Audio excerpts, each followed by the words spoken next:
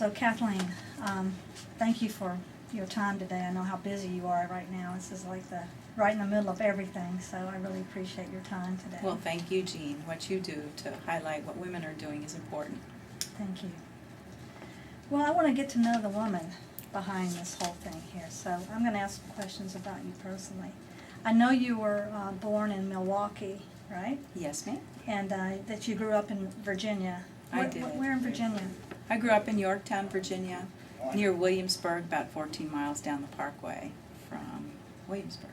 Okay. Is that a small town or? Population 349 Salu, but I lived out in the county, which had a total at that time of 50,000. Okay. Lots of battleground space out in Yorktown. Okay. I know you're the oldest of 6 children, right? I am. Yeah. So how's that break out, brothers and sisters? I have 3 younger brothers and 2 younger sisters. Okay. So Tell me there were what you 6 were of like us. growing up.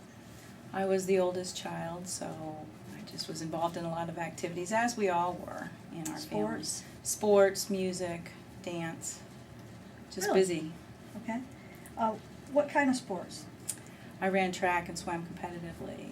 I was a lifeguard, swim team coach, pool Great. manager. That's what I did in the summer. That's what our Okay. whole family did, actually. We were all swimmers and lifeguards and coaches. Okay, great.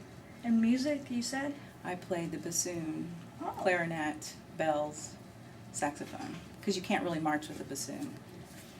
And do you still do that today? Not as much, no. I don't have a bassoon. I do have a saxophone. Actually, my kids played that, but I really haven't had time to devote to that. Do you think you could pick one up and play it today? It would take a little bit of practicing. Yeah, yeah.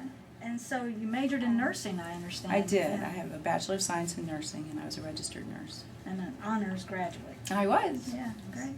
And what made you decide to go into nursing? Cherry Ames. I don't know if any of you have ever read any of those books by, I forgot the author, but it was Cherry Ames Nursing Series. Trixie Belden, and like reading and Okay. learning about it and just caring for people, I think. So you was the started reason. reading about it as a younger As a girl? 3rd grader, and thought, oh, that's what I want to do. Okay, so from the time you were young, you wanted to be a nurse? Yes. Okay, well, I have to ask the question, as you must know. You were a nurse, and obviously, I think, from what I read, you were a pediatric intensive care nurse, I right? was, yes. That's amazing. Well, I And always then- liked children, Okay. and I enjoyed nursing, but that is a particular profession where women do an awful lot of work and really aren't recognized for it. And I knew that I couldn't change the nursing profession, that I would have to change. So I thought, where else could I work and be in a profession where I could help people? And that's where I thought law would be the natural choice. So that's why I decided to go to law school at night. Kathleen, who are your mentors? Well, I would say my mentors way back when was, for example, Diane Wackett, who was a pathophysiology professor that I grew to know in nursing school. And she actually encouraged me to do a little more research when I was concerned about something that my teammates had raised as one of the nursing students and a classmate of theirs. They said, Kathleen, why is it, for example, that this girl has her period normally and this one does not? And a couple of the girls on the team had never had normal menses. And so I talked about that with one of my professors, and she said, well, let's make that your senior research project. And that's what we did. We collaborated with a pediatric endocrinologist and did some additional testing. We gathered anthropometric data and questionnaire information from women cross-country runners at an NCAA, actually it was an ACC cross-country meet in North Carolina, gathered blood work information, and then went back and analyzed the data and found that depending on when a young girl began her hard training, it would impact whether or not she would have a regular menses.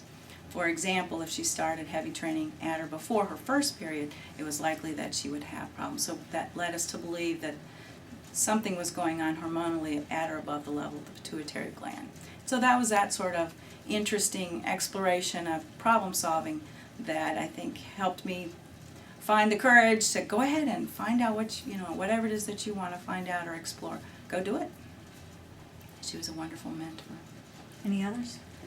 Well, obviously watching my mother organize 6 children was just incredible. When she had 3 weddings within 1 year that she was organizing, and she was just a tremendous organizer and planner, and it was so fun to watch her raise 6 children and then go back to school herself and then launch her own business. She really did a lot in a short period of time. And Sounds like a great role model. she was.